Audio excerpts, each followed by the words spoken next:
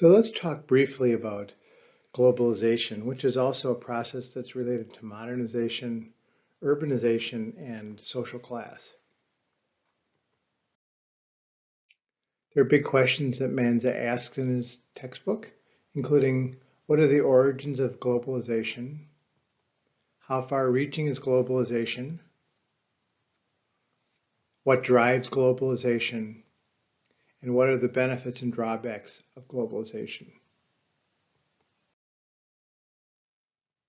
Its origins, of course, are integrated into the economic activities across national borders.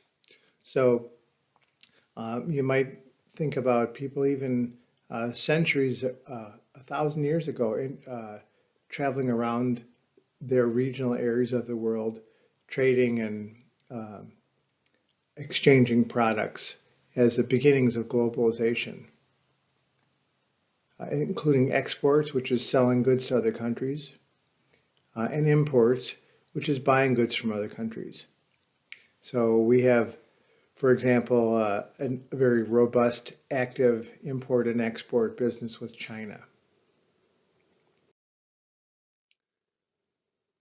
It includes investing money in foreign governments, in foreign businesses.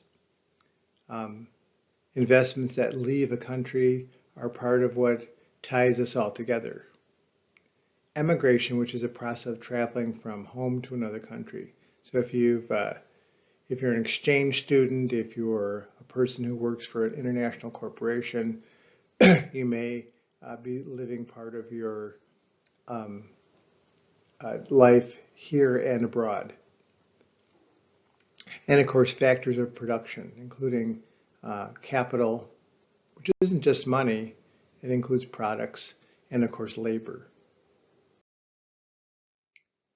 The beginnings of globalization include infrastructural transformations and revolutionary changes.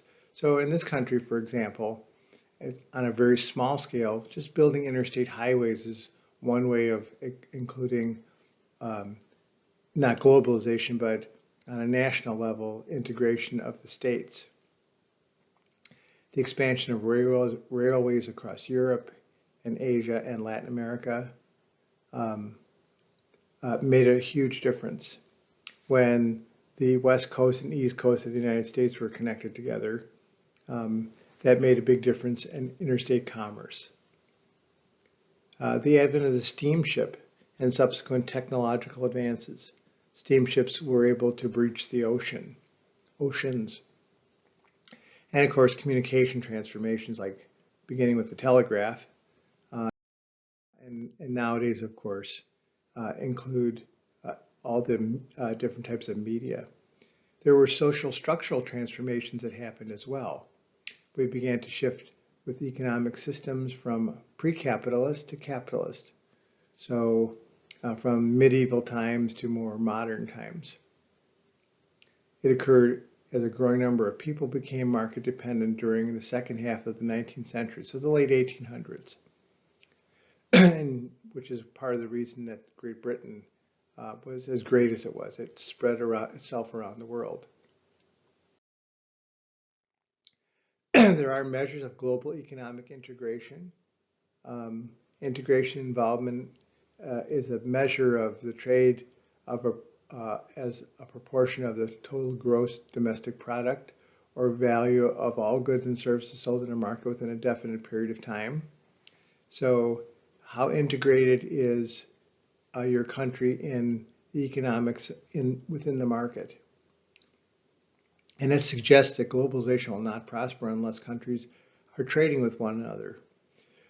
So isolationism may not be as cracked up as it looks like it might be, or as some people believe it is. It implies involvement in trade is a good rough indicator of connections with other economies. So for example, our two biggest trading partners are Canada and Mexico, probably because we're connected by land with each other, and travel and trade is much easier. You can see the economies became more globalized from 1815 to 1914 and deglobalized between 1914 and 1970. Keep in mind there were two major world wars between 1914 and 1970. Well, actually 1950s, but including Korea and Vietnam. The course of globalization includes, as I mentioned, deglobalization, which is World War I, the Great Depression, government's measures to insulate economies from excessive vulnerability to global economic shocks. So, for example, within your lifetimes, the Federal Trade Commission and world stock markets put limits on how much, for example, the stock market can lose before they close it. This is partly due to the use of technology to drive markets. Greater government involvement and control on free flow of goods and services include tariffs from one country to another, and as I mentioned a minute ago, capital controls.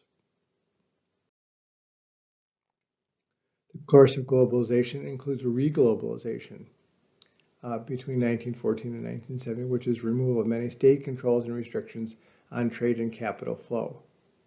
So, for example, the United States, Illinois and Indiana can't restrict trade between the states, even though we can do tariffs between countries. Movement towards a more market-based policies is important, so let the market do what it will, and the resumption of economic integration between countries.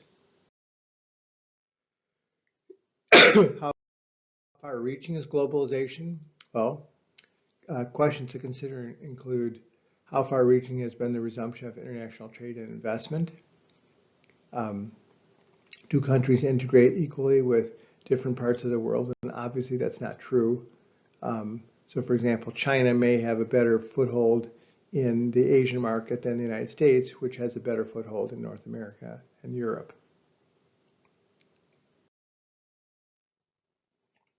In the first decade of the 20th century, globalization is not much more than it was 100 years ago. By 2010, foreign investment never accounted for more than 1/5 of the total global investment that the United States had. Almost all investors stay within their own national borders, but that's changed.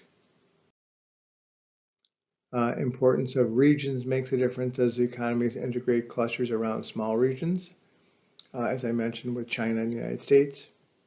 Globalization promoting growth of regional blocs. So the Trans-Pacific legislation and idea that President Obama included in Europe, or NAFTA, the North America Free Trade Agreement, are all ways of promoting regional growth in economies. And the three main blocs, as you just mentioned, include North America, Europe, and East Asia. Global production exchange still primarily around national economies. So we spend some money internationally, but most money nationally. Question 3, what drives globalization? Well, there are a bunch of driving forces, include outsourcing, which means that activities once produced in-house are farmed out to other firms in remote locations, primarily because of cost. It saves companies lots of money to do that. And the global value chains, which sets linked operations that organize productions in particular markets. So some markets are better at producing certain products than other ones are, primarily because of their location. Outsourcing activities once produced in-house are farmed out to other remote locations, as I just mentioned.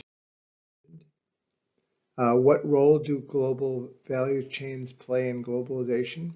Well, in the era of deglobalization, value chain was compact and geographically contained.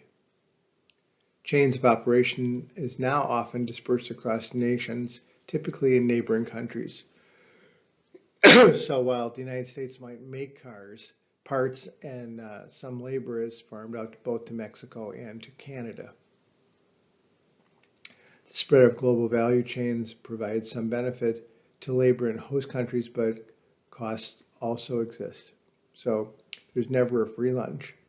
Threats of exit have been used to gain advantage over employees, especially in union organized drives.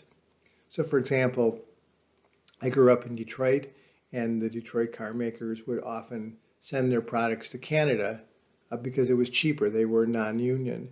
But then when that changed, there was no advantage to sending, other than goodwill, to sending things to Canada for production.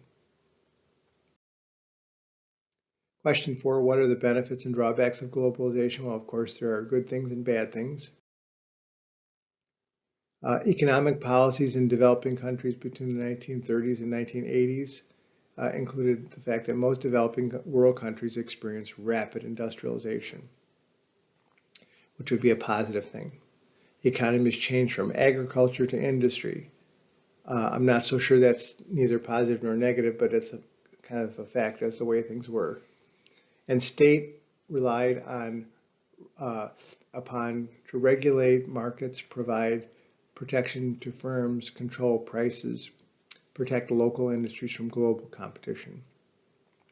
So you might see the mayor of Chicago or the governor of a state go abroad to China or Japan or someplace to promote our markets because, for example, in the state of Illinois, it's not uncommon for the governor to go to another country to promote agriculture because it's such an important part of Illinois' economy.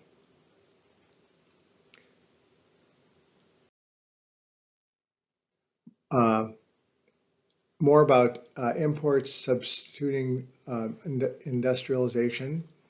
It's used by every country that tried to industrialize since the 18th century, which would be the late 1700s. It's nested in a commitment to nurture national industry in the face of international competition. This is kind of a slippery slope here. It needs extensive state intervention in markets, as I just mentioned with Illinois, for example, or for that matter, with Michigan promoting their cars. And it's replaced by the Washington Consensus Policy Package.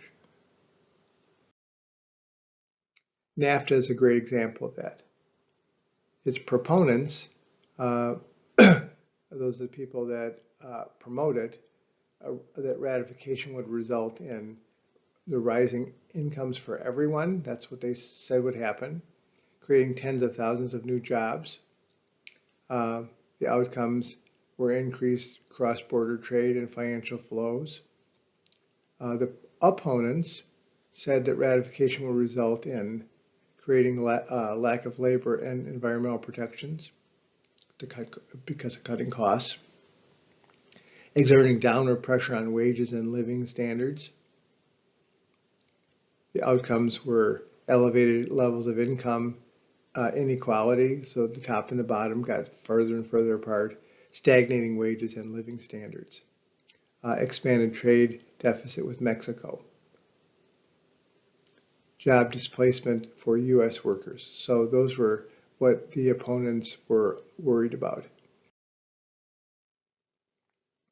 So from this figure, this indicates that economic growth spiked in the early 1960s, as you see on the far left side of the chart, dropped during the 1980s and leveled off lower than it did nearly 40 years ago. So has globalization lived up to its promise? What do you think? And so economic growth is better during the ISI era throughout the developing world. So it helps the developing world develop. Some regions did better than others. East Asia did very well. North America did very well, but places like Russia didn't do very well. Globalization has failed to reduce the gap between wealthy and poor countries and reinforced polarization.